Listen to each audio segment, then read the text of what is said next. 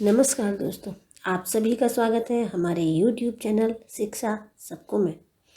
जैसा कि आपको पता है कि आप माध्यमिक कक्षा अर्थात हाई स्कूल का विज्ञान विषय पढ़ रहे हैं, तो अपनी वीडियो को प्रारंभ करने से पहले मैं आप सभी से अनुरोध करना चाहूँगी कि आप हमारे इस चैनल को ज़्यादा से ज़्यादा सब्सक्राइब कीजिए, लाइक कीजिए, कमेंट कीजिए और हाँ, बेल आइकन ज़रूर दबाइए, जिससे कि आपको हमारे वीडियो संबंधी कोई भी नोटिफिकेशन है वो आपको मिलता रहे। और साथ में ही मैं आपको एक नंबर डिस्प्ले करा रही हूँ स्क्रीन पर, जो हमारा व्हाट्सएप नंबर है। इस नंबर पर आप मैसेजेस के द्वारा हमसे कांटेक्ट कर सकते हैं। किसी भी लेसन या टॉपिक से रिलेटेड कोई परेशानी अगर आपको आ रही है तो वो आप हमसे इस नंबर के थ्रू पूछ सकते हैं। और हाँ, ये एक बात मैं आपको और बताना चाहूँगी कि आप हमारी इस वीडियो को उन विद्यार्थियों तक शेयर कीजिए जो NIOS माध्यम बोर्ड से हाई स्कूल की परीक्षा दे रहे हैं और साथ ही साथ अन्य किसी हिंदी बोर्ड माध्यम से परीक्षा दे रहे हैं, जिनसे कि उन्हें अध्ययन करने में सरलता हो सके। आज हम पढ़ेंगे मॉड्यूल 3 गतिमान वस्तुएं के यूनिट 9 गति और इसका वर्णन। तो सबसे पहले हम एक बार रिकैप ले लेते हैं, पुनर्कथन कहते हैं जिसे कि सबसे पहले हम एक रिकैप ले लेते हैं ताकि हमें याद आ जाए कि पिछले वीडियो में हमने कौन कौन से टॉपिक कवर किए थे। गति और विराम,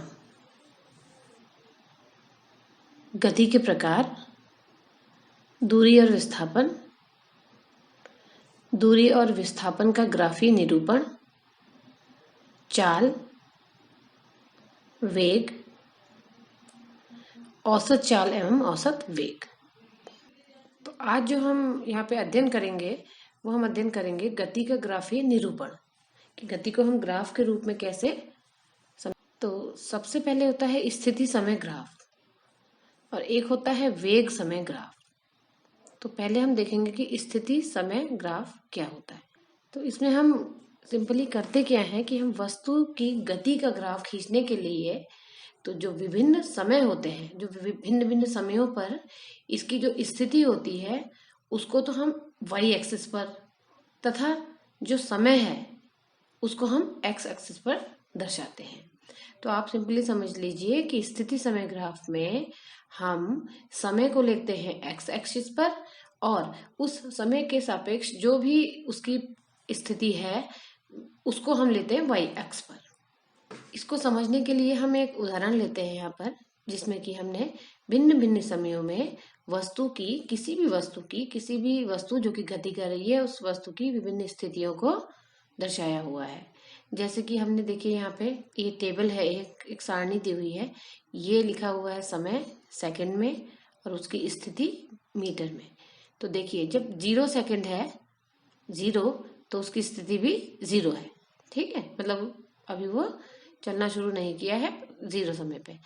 अब जब समय 1 सेकंड है 1 सेकंड तो वस्तु की स्थिति जो है वो 10 मीटर है, ठीक है। जब दूसरे सेकंड में जो स्थिति है वो 20 मीटर है, तीसरे सेकंड में जो स्थिति है वो 30 मीटर है। तो इसी प्रकार से ये देखिए सारणी हमने 10 सेकंड तक बनाई है और 10वें सेकंड में जो उसकी स्थिति है वो 100 मीटर है। सारणी में दिए गए आंकड़ों का स्थिति समय ग्राफ बनाने के लिए हम समय को एक ग्राफ पेपर लिया जाता है। इसके लिए आपने देखा होगा सभी लोगों ने, समय को ग्राफ पेपर के क्षैतिज अक्ष होता है आपका हॉरिजेंटल एक्सिस, जिसे कि हम एक्स एक्सिस बोलते हैं, और स्थिति को ऊर्ध्वाधर अक्ष पर दर्शाते हैं। ऊर्ध्वाधर अक्ष का मतलब होता है वाई एक्सिस। ये देखिए ये एक टेबल है जिसमें हमने विभिन्न विभिन्न समयों पर वस्तु की स्थिति को दर्शाया हुआ है, अभी जो मैंने आपको पिछली स्लाइड में समझाया था। तो हम इसके बीच ग्राफ का निरूपण करेंगे। अब ग्राफ को ड्रॉ करेंगे, देखिए कैसे करेंगे। अभी हम जो बात करी थी हमने, ये होता है एक्स एक्सिस और ये वाला जो होता है ये होता है वाई एक्सिस, जिसको कि हम अभी हमने बोला था ये होता है क्षैतिज एक्सिस और ये होता है ऊर्ध्वाधर एक्सिस। सिंपली आप याद रखिए दिस इज एक्स एक्सिस जिसपे कि हमने समय को लिया हुआ है, और ये है हमारा y एक्सिस जिस पर कि हमने वस्तु की स्थिति को दिखाया हुआ है, और ये मीटर में है और ये सेकंड में है। तो देखिए हमने इस सारणी के सापेक्ष ये ग्राफ एक निरूपित किया है, यहाँ पे ग्राफ ड्रॉ किया है। तो हम देखिए यहाँ से चलना शुरू करते हैं। ये है 0 सेकेंड, जो कि ये वाला point 0 second, 1 second, 2 second, 3 second, इसको हमने एक्स एक्सिस पे दिखाया हुआ है। देखिए 0 सेकेंड, 1 2 3 4 5 6 7 8 9 10, ये हो गया हमारा समय सेकेंड में। दूसरा जो इसका रो है, ये है हमारी स्थिति 0 10 20 30 40 50 60 70 80 90 100। ये देखिए ये हमने अपने y एक्सिस पे ले लिया है। 0 10 20 30 40 50 60 70 80 90 100। तो देखिए अब शुरू करते हैं 0 सेकेंड पे। अब सारणी में देखिए 0 सेकेंड के सापेक्ष स्थिति क्या है, 0 है, तो ये रहा उसका पॉइंट। अब हम चलते हैं 1 सेकेंड पे, ये रहा 1 वाला पॉइंट। 1 सेकेंड में जो स्थिति है वो है 10। तो देखिए स्थिति ये है 10, तो ये 1 से ऊपर जाएंगे और 10 से एक लाइन इधर को लाएंगे तो ये पॉइंट मिलेगा हमें। तो दूसरा पॉइंट हमारा ये हो गया। तीसरा है 2 सेकेंड 20 मीटर, ये रहा 2, ऊपर गए यहां से 20 आए, ये पॉइंट मिला। तो इसी प्रकार हम सारे पॉइंट्स ड्रॉ कर लेंगे। 3 पे 30, 4 पे 40, 5 पे 50 एंड सो ऑन। कहां तक, 10। ये देखिए ये 10 सेकेंड, तो हम 10 सेकेंड में जाएंगे।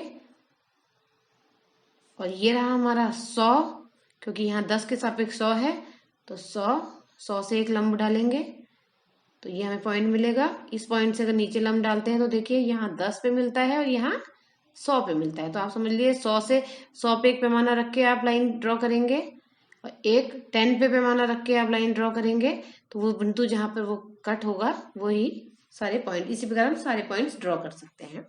तो ये हमें एक स्थिति और समय का ग्राफ मिल गया इस सारणी के अनुरूप। सारणी में दिए गए आंकड़ों के आधार पर कण की गति का स्थिति समय ग्राफ।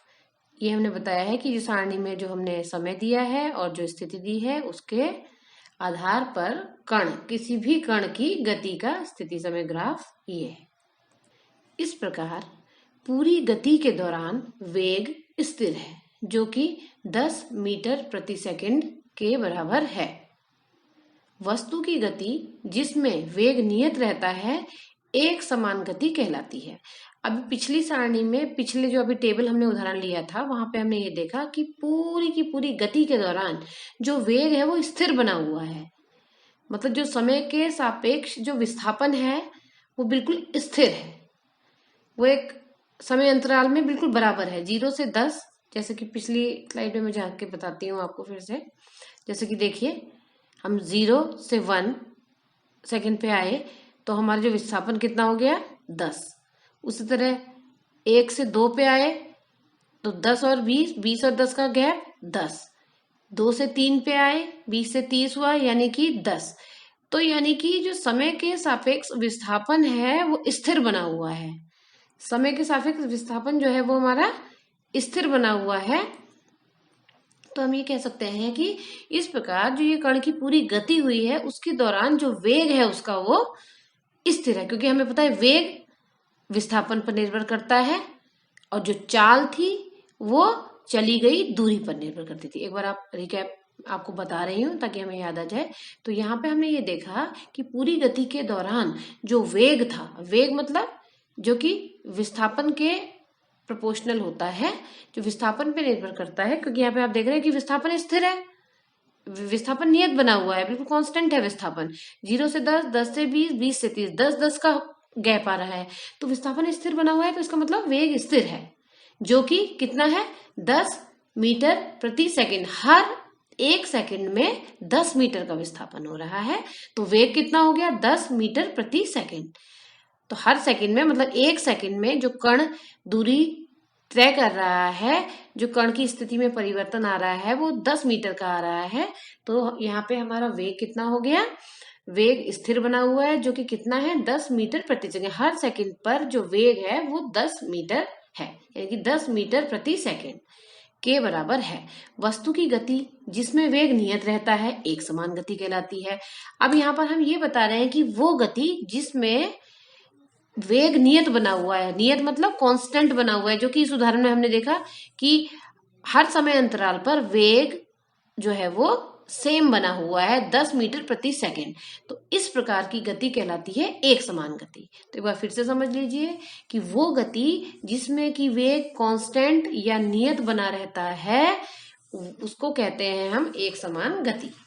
एक समान गति के लिए स्थिति समय ग्राफ एक सरल रेखा है। अभी जैसा हमने पिछले देखा, पीछे वाले स्लाइड में देखा कि जो एक समान गति थी क्योंकि वहां पे वेग जो है वो नियत बना हुआ था, तो इसलिए हम उसे एक समान गति कहते हैं। और इससे ये प्रूफ होता है कि जो एक समान गति में होता ही है उसमें जो स्थिति और समय के बीच जो ग्राफ खींचा जाता है वो एक सरल रेखा प्राप्त होती है। स्थिति समय ग्राफ के समान ही हम विस्थापन समय ग्राफ भी बना सकते हैं। बिल्कुल सही बात है, जैसे हमने स्थिति समय ग्राफ बनाया उसी प्रकार हम विस्थापन और समय के बीच भी एक ग्राफ निरूपित कर सकते हैं कि पहले सेकंड में उसका विस्थापन 3 मीटर हुआ, दूसरे सेकंड में 6 मीटर हुआ, तीसरे सेकंड में 12 मीटर हुआ। या यहाँ तो मैंने नियत विस्थापन बताया कि विस्थापन जबकि नियत बना हुआ है, हम ऐसा भी एग्जाम्पल ले सकते हैं जिसमें कि जो विस्थापन है, जैसे पहले सेकंड में 3 मीटर चला, दूसरे सेकंड में वो 10 मीटर चला। ये आपके हमारे उदाहरण पे निर्भर करेगा। तो इसी प्रकार हम विस्थापन और समय के बीच भी ग्राफ बना सकते हैं। उस केस में भी हम विस्थापन को दिखाएंगे वाई एक्सिस पर और समय को दिखाएंगे एक्स एक्सिस पर। तो जैसा कि देखिए यहाँ पे लिखा है विस्थापन को ऊर्ध्वाधर अक्ष पर, ऊर्ध्वाधर अक्ष मतलब वाई अक्ष पर, और समय अंतराल को क्षैतिज अक्ष पर, क्षैतिज मतलब एक्स अक्ष पर दर्शाया जाता है। ये देखिए ये ग्राफ दिखाया है जो अभी हमने बोला था एक समान गति का उदाहरण है।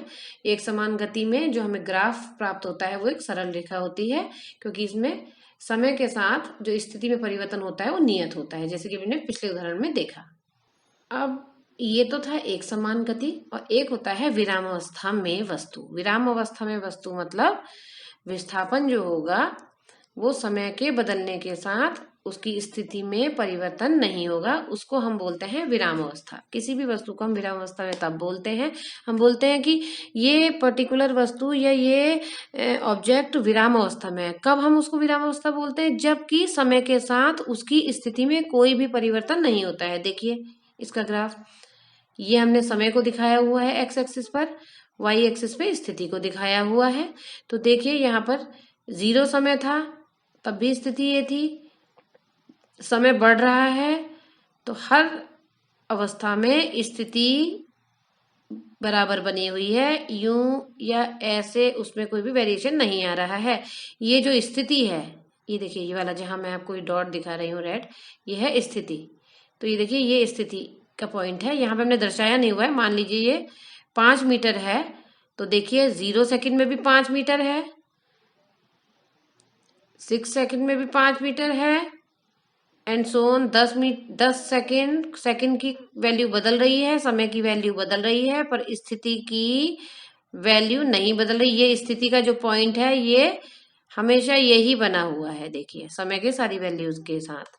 तो इसे बोलते हैं विराम अवस्था में वस्तु, जबकि समय के साथ उसकी स्थिति में परिवर्तन नहीं होता है। तीसरा होता है असमान गति। स्थिति में परिवर्तन की दर बढ़ रही है। असमान गति वो होती है जबकि समय के साथ स्थिति में परिवर्तन की दर बढ़ रही है। ये समय है, ये स्थिति है। इस पॉइंट पे ये थी, इस पॉइंट की बात करें तो ये थी। तो सिंपल असमान गति वो होती है जिसमें स्थिति में परिवर्तन की दर बढ़ रही है, स्थिति बदल रही है, स्थिति की दर बढ़ रही है। एक समान तो नहीं बढ़ रही है लेकिन बढ़ रही है। एक समान बढ़ती तो वो एक समान गति कहलाती, लेकिन हम एक समान नहीं बढ़ रही है लेकिन बढ़ रही है स्थिति के परिवर्तन की दर। ये देखिए आप हर पॉइंट पे अगर हर पॉइंट से एक लंब वाई एक्सिस पे और एक्स एक्सिस पे डालेंगे तो हर एक्स एक्सिस की हर वैल्यू के लिए वाई एक्सिस की वैल्यू बढ़ती जाएगी, बस एक समान नहीं बढ़ रही है, इसलिए हम इसको असमान गति कहते हैं। अब ये असमान गति का वो उदाहरण है जबकि स्थिति में परिवर्तन की दर घट रही है। ये देखिए समय में जैसे जैसे आप आगे चलते चले जाएंगे, समय जैसे जैसे बढ़ेगा, देखिए अब यहां से शुरू करते हैं हम लोग। माना ये देखिए ये 1 सेकेंड है सपोज, तो 1 सेकेंड में स्थिति उसकी क्या है, इससे अब इधर लंब डालेंगे तो ये थी मैक्सिमम पॉइंट। अब अगर आप और आगे जाते हैं, ये 2 सेकेंड है, माना कि 2 सेकेंड से ऊपर जाएंगे और यहां से लंब डालेंगे वाई एक्सिस पर, ये देखिए स्थिति की जो पॉइंट है वो कम हो गया है, यहाँ ये मैक्सिमम था, यहाँ ही नीचे आ गया। और देखिए समय की वैल्यू जहाँ पे सबसे ज्यादा होगी, ये देखिए यहाँ पे पॉइंट देखिए आप, पॉइंटर। इस केस में अगर इस पॉइंट से हम लंब डालेंगे वाई एक्सिस पर, तो देखिए स्थिति की वैल्यू ये आएगी, स्थिति का मान तो सबसे कम मान। तो इसका मतलब ये हो गया कि समय में परिवर्तन के साथ समय बढ़ रहा है और स्थिति में परिवर्तन की दर घट रही है। मतलब स्थिति का जो पॉइंट है वो देखिए, स्थिति की जो वैल्यू है वो कम हो रही है समय में वृद्धि के साथ। तो ये भी असमान गति का उदाहरण है, ये भी असमान गति का उदाहरण है। इस असमान गति के उदाहरण में समय में परिवर्तन के साथ स्थिति की दर बढ़ रही थी, और इसमें समय में परिवर्तन के साथ यह कहिए कि समय में वृद्धि के साथ स्थिति में परिवर्तन की दर घट रही है। ग्राफ पेपर के क्षैतिज अक्ष पर समय और ऊर्ध्वाधर अक्ष पर वेग को लीजिए। तो अभी मैंने जैसे कि बताया, हमने ग्राफ पेपर के क्षैतिज अक्ष यानी कि एक्स एक्सिस पर लिया था समय को, एस दिखाया था जिसको डिनोट किया था, और ऊर्ध्वाधर अक्ष पर वेग को लीजिए। ये अब हम बात कर रहे हैं वेग समय ग्राफ की। वेग समय ग्राफ के लिए हम जो क्षैतिज अक्ष होता है जो कि वाई एक्सिस है, वेग समय ग्राफ बनाने के लिए हम ग्राफ पेपर के क्षैतिज अक्ष पर समय और ऊर्ध्वाधर अक्ष पर वेग को लेते हैं। क्षैतिज अक्ष आपका हो गया एक्स एक्सिस, ऊर्ध्वाधर अक्ष हो गया आपका वाई एक्सिस। तो वाई एक्सिस पर लीजिए वेग को, और क्षैतिज अक्ष पर जैसे कि हम पहले भी लेते थे एक्स एक्सिस पर समय को। अब एक सारणी है, देखिए उदाहरण, ये समय 0 1 2 3 4 5 6 7 8 समय लिया है हमने सेकंड में। अब कोई वस्तु मानिए ए और बी, ए का वेग है ये देखिए मीटर प्रति सेकंड, जिसको कि हम मीटर सेकंड की घात -1 भी ले सकते हैं।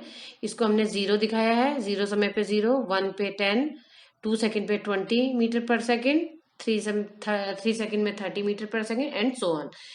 बी का वेग लिया है हमने मीटर प्रति सेकंड में या मीटर सेकंड की घात -1 में। देखिए पहले 0 समय पर 0 था बी का वेग, 1 सेकंड में 10 था वेग, 2 सेकंड में भी 10 था, 3 सेकंड में भी 10 था, और देखिए लास्ट 8 सेकंड में भी वो 10 मीटर प्रति सेकंड ही था। अब इसका हमने ये एक ग्राफ निरूपित किया है, ग्राफ के माध्यम से हम इस चीज को समझते हैं।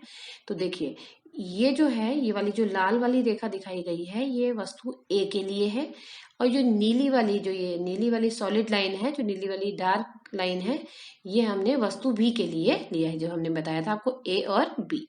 तो दोनों के वेग दिए गए हैं, मतलब समय के साथ दोनों ही वस्तुओं के वेग में जो भी परिवर्तन आ रहा है वो यहाँ पे सारणी में दिया है। इसको अब हम एक ग्राफ के माध्यम से आपको समझाएंगे। तो अभी हमने बोला था वेग समय ग्राफ के लिए हम क्या करते हैं, जो ये वाई एक्सिस है इस पे हम लेते हैं वेग को वस्तु के, और जो एक्स एक्सिस है इस पे हम ले लेते हैं समय, जैसे कि हमने पहले भी लिया था।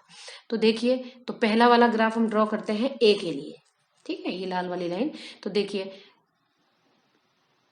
सारणी में देखिए आप लोग 0 सेकंड से शुरू करते हैं। 0 सेकंड पे ए का वेग क्या था, 0, तो पॉइंट यहीं पे रहेगा।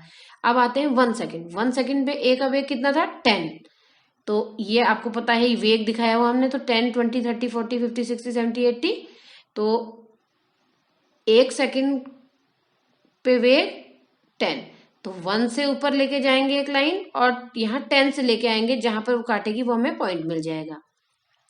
दूसरा पॉइंट 2 सेकंड पे देखिए कितना वेग था ए का, 20, यहां पर से देखिए, ये देखिए 2 सेकंड पे 20 मीटर प्रति सेकंड। अब ड्रॉ करते हैं इसको, 2 सेकंड ये है, 2 से एक लाइन लेके जाएंगे, और यहाँ 20 मीटर प्रति सेकंड, ये क्योंकि मीटर प्रति सेकंड में है वेग है, तो ये एक लाइन 20 से लाएंगे, जहां भी दोनों रेखा काटेगी एक पॉइंट मिलेगा। उसी प्रकार हम सारी समय के सारे मानों के लिए वेग के मान लेते हुए ये सारी बिंदुएं हम ड्रॉ कर लेंगे। फिर इसको एक पैमाने के माध्यम से सरल रेखा के, ये एक रेखा के माध्यम से इस सबको जोड़ देंगे। तो ये हमें एक वस्तु ए के लिए एक ग्राफ मिल गया PR, जिसको हमने नाम दिया है PR। ठीक है, ये एक सरल रेखा आ रही है, जैसा कि आपको दिख रहा है एक सरल रेखा है, क्योंकि सारी बिंदुओं से होकर गुजर रही है। दूसरी साइड अब हम बात करते हैं वस्तु B के वेग और समय के बीच के ग्राफ की। ये देखिए, मैंने बताया था ये PQ, ये है वस्तु B के लिए। अब देखिए वस्तु B के लिए ग्राफ खींचना शुरू करते हैं। 0 सेकंड पर, अब देखिए 0 सेकंड पर वस्तु B का वेग कितना था, 0। तो ये पॉइंट, ये वाला पहला पॉइंट इस ग्राफ का 0 पर 0 यही रहेगा। ठीक है, और 1 सेकंड में 10, अब देखिए 1 सेकंड में 10, ये पॉइंट मिल गया। 1 सेकंड था तो 10 मीटर प्रति सेकंड था, ये आया। 2 सेकंड में भी 10 मीटर प्रति सेकंड, हम बी की बात कर रहे हैं। 2 सेकंड में भी 10 मीटर प्रति, तो ये वाला पॉइंट तो यहीं पे रहेगा, क्योंकि 10 ये है। 3 सेकंड में भी 10 मीटर प्रति सेकंड, तो सेम पॉइंट रहेगा। तो ये रेखा ऐसे ही आगे चलती रहेगी। आप ड्रॉ कर लेंगे सारे पॉइंट्स, कहाँ तक, 8 तक। 8 तक, ये 8 तक करेंगे। 8वें में भी कितना था, 10 मीटर प्रति सेकंड। तो ये देखिए, तो ये हमें, अगर हम इस सारी बिंदुओं को मिला लेंगे तो यहाँ भी हमें एक ये रेखा मिलेगी PQ। तो वस्तु B के लिए जो ग्राफ हो गया वो गया PQ। तो वेग समय ग्राफ से हमें, अभी जो हमने पीछे वेग समय ग्राफ खींचा उससे पता चला है कि दिए गए समय अंतराल के लिए वेग समय ग्राफ में समाविष्ट क्षेत्रफल उस समय अंतराल के दौरान वस्तु का विस्थापन के बराबर होता है। थोड़ा इसको आपको समझने की जरूरत है कि दिए गए समय अंतराल के लिए जो वेग समय ग्राफ में समाविष्ट क्षेत्रफल है, जितना समय अंतराल मतलब भी जितने भी समय के आपके पॉइंट दिए गए हैं उतने समय में अगर हम उसमें हम उस ग्राफ पे जाके उसका क्षेत्रफल देखेंगे, ग्राफ पे जाके उसका क्षेत्रफल देखेंगे उस हिस्से का, तो वो उस समय अंतराल के लिए दौरान वस्तु का विस्थापन के बराबर होगा। अब ये मैं आपको ग्राफ के माध्यम से आगे बताते हैं। ये देखिए, जो भी पिछला हमने ग्राफ देखा था, PR तो हो गया हमारा वस्तु A का ग्राफ, वेग समय ग्राफ, और PQ हो गया हमारा वस्तु B का वेग समय ग्राफ। अब हम वस्तु B की बात करते हैं सबसे पहले, यानी कि वस्तु B, ये वाला PQ है जिसके लिए ग्राफ। तो वस्तु B के लिए ग्राफ में समाविष्ट क्षेत्रफल। अब वस्तु B के लिए अगर हम क्षेत्रफल देखेंगे यहाँ पे ग्राफ में समाविष्ट क्षेत्रफल, तो देखिए यहाँ पे ये हमको एक, यहाँ पर ये जो हमको मिल रहा है आयताकार शेप मिल रहा है। देखिए एक आयताकार शेप है। हमें पता है कि आयत का क्षेत्रफल का फॉर्मूला क्या होता है, लंबाई गुणा चौड़ाई। तो अगर हम इस ग्राफ के लंबाई की बात करें तो 10, 20, अगर हम लंबाई की बात करते हैं, हमारी लंबाई मतलब ये वाला एक्सिस पर हमारा क्या है, समय है। और समय कहाँ तक है, 8 तक, जो हमारी सारणी में था 8वें सेकंड तक की स्थितियां दिखाई गई थी। तो 8, यानी कि ये लंबाई वाला जो एक्स एक्सिस है ये हो गया हमारा 8 सेकंड, गुणा लंबाई गुणा चौड़ाई।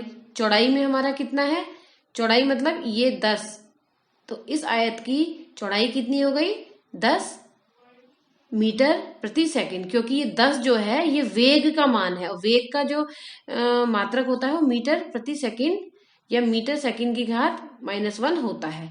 तो अगर हम केवल इसके क्षेत्रफल की बात करेंगे तो वो हो जाएगा 8 गुणा 10, 8 गुणा 10 यानी कि 80। ठीक है, और 80 क्या आएगा, 80 निकल के, ये आपका सेकंड में है, ये मीटर प्रति सेकंड में। ये देखिए जैसे यहाँ पे दिखाया गया है, तो 8 सेकंड इंटू 8 सेकंड हो गया उसकी लंबाई आयत की, गुणा चौड़ाई, चौड़ाई हो गई 10 मीटर प्रति सेकंड। यूनिट जो है वो वैसे एज इट इज हम लोग रख देंगे यहाँ पे। तो ये निकल गया 8.80। तो 8 10 80। अब ये मीटर प्रति सेकंड है, सेकंड से सेकंड कैंसिल हो जाएगा, यहाँ मीटर बचा, तो 80 मीटर। तो इससे ये पता चला कि जो विस्थापन है वो 80 मीटर है। इसको आप फिर से सुनिए कि वस्तु B के लिए, जो वस्तु B जो ये जिसके लिए हमारा ये वाला ग्राफ आया है PQ, अगर हम इसकी बात करें कि इसमें इस केस में विस्थापन कितना होगा, तो इसके लिए हमें इस ग्राफ के, ये ग्राफ जितना भी क्षेत्रफल ले रहा है इस ग्राफ में, उसको निकालने की जरूरत है, उससे हमें उसका विस्थापन मिल जाएगा। अब क्योंकि ये जो शेप आ रहा है ये एक आयत आ रहा है, तो इसके लिए हमें आयत का क्षेत्रफल निकालना होगा। तो आयत का क्षेत्रफल लंबाई गुणा चौड़ाई, लंबाई इसकी हो गई ये जो कि 8 सेकंड है, और चौड़ाई हो गई 10 मीटर प्रति सेकंड। इसको आप सॉल्व करेंगे तो 80 मीटर आ जाएगा। अब देखिए ये इस वाले हम क्षेत्रफल की बात कर रहे हैं। तो ये जो ग्राफ्स ने, इस जो लाइन ने इस ग्राफ का जो क्षेत्रफल लिया है वो ये है, पी क्यू लाइन जो क्षेत्रफल कवर कर रही है वो ये है, तो इसका क्षेत्रफल हमने निकाल दिया, वही विस्थापन होगा। मतलब इससे ये समझ में आता है हमें कि अगर समय और वेग का कोई आपके पास ग्राफ दिया हुआ है और आपको विस्थापन निकालना है उस समय अंतराल में, तो उसके लिए हम एक ग्राफ बनाएंगे पहले, तो उसका उन वैल्यूज को लेके फिर वो जो ग्राफ जितना क्षेत्रफल उस ग्राफ पेपर में लेगा उसको हम कैलकुलेट कर लेंगे, वही उसका विस्थापन होगा। यह 8 सेकंड में वस्तु B के विस्थापन के बराबर है। अभी हमने जैसे बताया था, अभी ऊपर बताया था कि दिए गए समय अंतराल के लिए वेग समय ग्राफ में जो समाविष्ट क्षेत्रफल है वो उस समय अंतराल के दौरान वस्तु के विस्थापन के बराबर होगा, जो कि यहाँ पे लिखा हुआ है। तो जो 8s समय में वस्तु B के विस्थापन के बराबर है, मतलब 8 सेकंड में वस्तु B का जो विस्थापन है वो कितना है, 80 मीटर है। अब बात करते हैं वस्तु ए के लिए ग्राफ में समाविष्ट क्षेत्रफल की, क्योंकि अब हम निकालते हैं कि वस्तु ए के लिए जो विस्थापन है वो कितना होगा। तो हमें पता है कि जो इस ग्राफ में जो पी आर है वो वस्तु ए का ग्राफ हमारा निकल के आया था, वस्तु ए के लिए समय और वेग के बीच जो ग्राफ बनाया था वो है। तो अब यहाँ पे अगर हम विस्थापन की बात करेंगे तो वो भी वस्तु ए के लिए जो वेग समय ग्राफ होगा वो इस ग्राफ पेपर पे जितना क्षेत्रफल लेगा वही उसका उस समय अंतराल में विस्थापन होगा। ये देखिए, ये बताना चाह रहे हैं हम कि ये जो पी क्यू था, पी आर था, ये था वस्तु ए के लिए ग्राफ। अब अगर इस आर से हम सीधी एक लाइन डालेंगे नीचे तो ये बन जाएगा एक त्रिभुज। अब त्रिभुज के क्षेत्रफल का फॉर्मूला हमने मैथ्स में पढ़ा हुआ है, गणित में पढ़ा हुआ है, वो आपको पता है क्या होता है, 1/2 लंब गुणा आधार। तो 1/2 ये हो गया इसका लंब, ये हो गया इसका आधार, ठीक है। तो 1/2 हो गया। लंब की बात करते हैं सबसे पहले, चलिए आधार की बात कर लीजिए, लंब की बात कर लीजिए, एक ही बात है। लंब की क्या है, लंब हो गया इसका ये, तो इसकी लंबाई कितनी है, देखिए यहाँ वाई एक्सिस पे है, क्योंकि ये वाला जो है वाई एक्सिस है, तो सीधे इधर आ जाते हैं। ये कहाँ से ये जो पॉइंट है ये यहाँ से लेके इसकी लंबाई हमें निकालनी है। देखिए जो पॉइंटर चल रहा है, तो इसको अगर हम यहाँ देखें वाई एक्सिस पर तो 80, और सबसे नीचे वाला पॉइंट है 0, तो 0 से 80 मतलब ये हो गया 80। तो 80 मीटर प्रति सेकंड, तो देखिए ये है 80 मीटर प्रति सेकंड, ये हो गया 80 मीटर प्रति सेकंड। और बात करें अगर इसकी आधार की, तो ये कितना हो गया, 0 से 8 सेकंड, यानी कि 8 सेकंड। तो देखिए 8 सेकंड, तो 8 सेकंड इंटू 80 - 0 इसलिए लिखा है इन्होंने, ये इसका अंतराल निकाल लिया कि 0 से 80 का मतलब हो गया 80।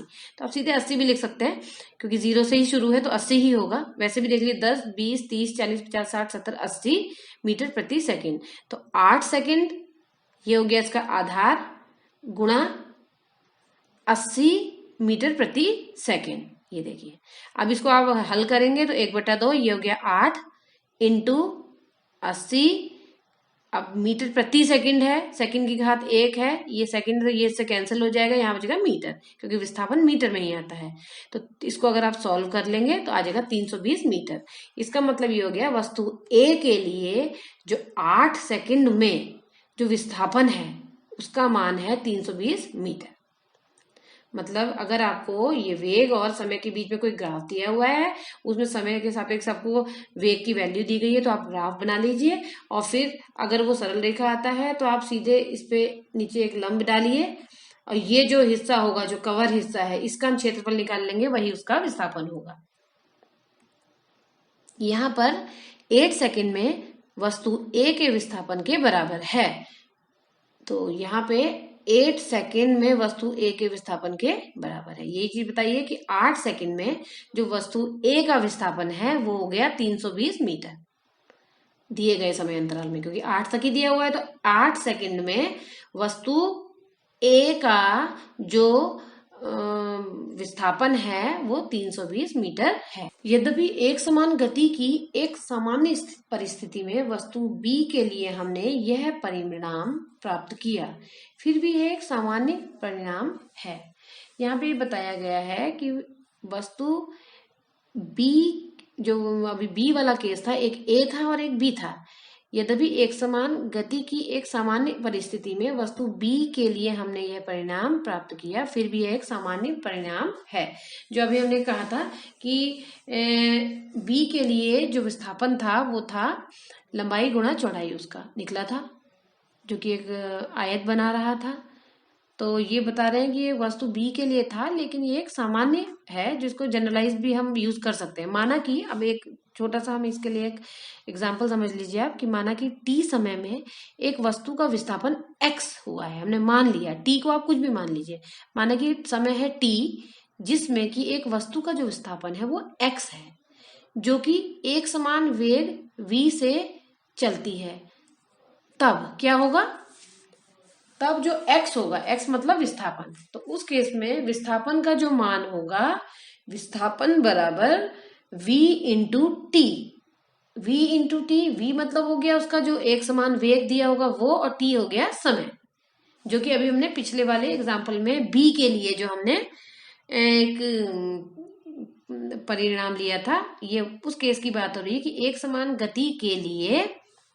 अब हम इसको जनरलाइज कर देते हैं एक सूत्र के रूप में, कि एक समान गति के लिए t समय में अगर एक वस्तु का विस्थापन x है, जो कि एक समान वेग v से चलती है।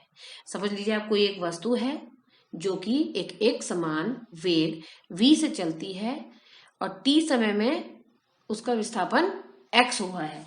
तो उस केस में अगर हमें विस्थापन की वैल्यू निकालनी है तो x is equal to v into T. v हो गया एक समान वेग और t हो गया समय। ये एक समान गति के लिए एप्लीकेबल है। त्वरित गति,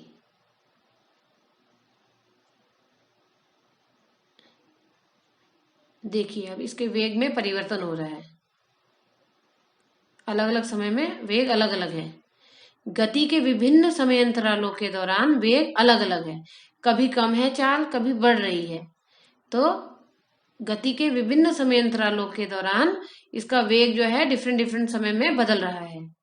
दूसरे शब्दों में वेग नियत नहीं है, वेग कांस्टेंट नहीं है। कभी वेग ज्यादा है, कभी वेग कम है। वेग का मतलब गया विस्थापन बट्टे समय, वो बदल रहा है। यहाँ पर समय के सापेक्ष विस्थापन बदल रहा है, हर समय पे अलग अलग है। ऐसी गति त्वरित गति कहलाती है। एक बार इसको फिर से समझते हैं, त्वरित गति क्या होती है। गति के विभिन्न समय अंतरालों के दौरान वेग अलग अलग है। वेग अलग अलग का मतलब हो गया, वेग अलग कब होगा, जब विस्थापन अलग अलग होंगे एक ही समय में। सपोज एक सेकंड में 3 मीटर चला, दूसरे सेकंड में 10 मीटर चले गया, तो पहले सेकंड के लिए अगर आप वेग निकालेंगे तो वो अलग होगा, दूसरे सेकंड के लिए वेग निकालेंगे तो अलग होगा। अलग अलग समय अंतराल पर वेग इसके अलग अलग हैं। दूसरे शब्दों में वेग नियत नहीं है। वेग नियत नहीं है मतलब कांस्टेंट नहीं है, वेग की वैल्यू बदल रही है, क्योंकि विस्थापन हर समय पर बदल रहा है। समय के विभिन्न समय अंतरालों में उसका विस्थापन अलग अलग है, कभी 1 मीटर है, कभी 4 मीटर, कभी 2 मीटर, कभी 10 मीटर। ऐसी गति त्वरित गति कहलाती है। अब एक शब्द हमने सुना है त्वरण, जिसे कि इंग्लिश में बोलते हैं एक्सेलरेशन। असमान गति में गति के विभिन्न अंतरालों में वेग में परिवर्तन अलग अलग होता है। अभी जो मैंने आपको बताया कि असमान गति की जब हम बात करते हैं तो गति के विभिन्न अंतरालों में या आपके लिए डिफरेंट समय पे जो वेग होगा वो डिफरेंट होगा। अब वेग डिफरेंट होगा तो वेग में परिवर्तन भी अगर 2 पॉइंट्स के बीच में लेंगे तो वो अलग होगा। वही चीज जो मैंने आपको बताई अभी कि हर समय पर विस्थापन जो चेंज हो रहा है वो अलग अलग वैल्यू है। एक पहले सेकंड में विस्थापन 3 मीटर हुआ, दूसरे में 10 मीटर हो गया। तो वेग जो विस्थापन डिफरेंट है तो वेग भी डिफरेंट हो जाएगा विभिन्न समय अंतरालों में। तो यहाँ पे हम यही बता रहे हैं कि असमान गति के केस में, असमान गति जबकि गति सेम नहीं है पूरे समय अंतराल में, तो विभिन्न समय अंतरालों में वेग में परिवर्तन अलग अलग होता है।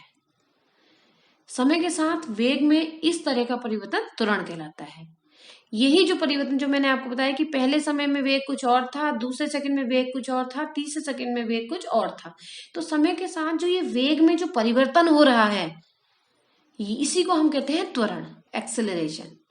तो समय के साथ वेग में होने वाले परिवर्तन को त्वरण कहा जाता है, एक्सेलरेशन।